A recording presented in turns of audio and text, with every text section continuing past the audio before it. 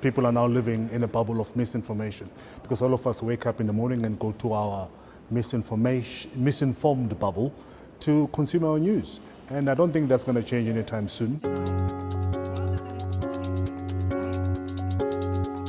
Disinformation is an urgent global topic and was the focus of discussion in the Caucasus at the second Shusha Global Media Forum.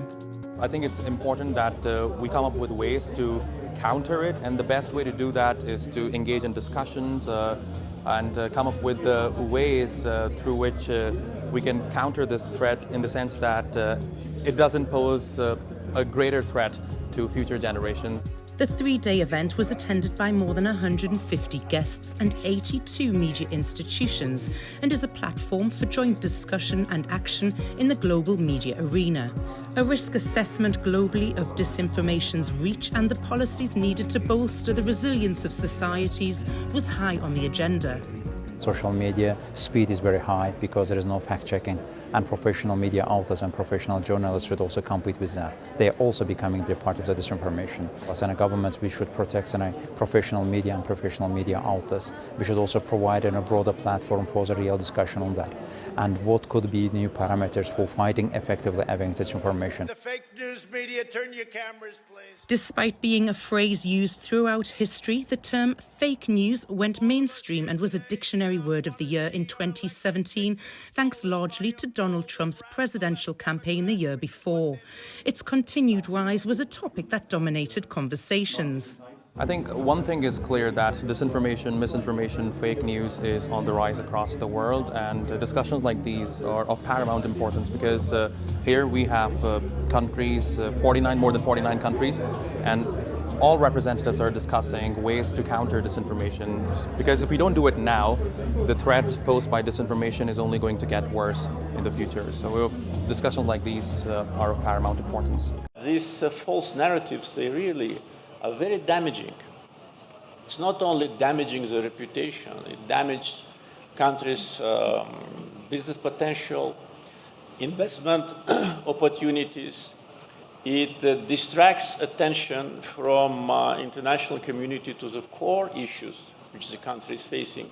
Safety checks within newsrooms, regulation and the importance of trust and integrity with audiences was flagged by many of the guest speakers. As journalists, it's not our responsibility to change people's minds. We are there to report. I get wary when you start hearing people of my age talking regulation and changing the current situation, because this is a discussion we thought people are actually really shaping the current narrative of what's going on. So we need to invite more people, particularly young people, to come and be part of this discussion. Technology and guardrails, especially when it comes to AI potential, was also debated at the forum, with some representatives saying it's a battle that will continue to challenge society. We may see governments coming together, signing up on a document, creating a code of conduct. I wouldn't put too much stock on it because they cannot control it. Today, even in the things that we know, cyber threats, all right, which happen every day, hacking on a monstrous basis, on an everyday basis, and people are trying to fight it. You find a weapon, there's a counter weapon the next day. Are we successful? It's a battle.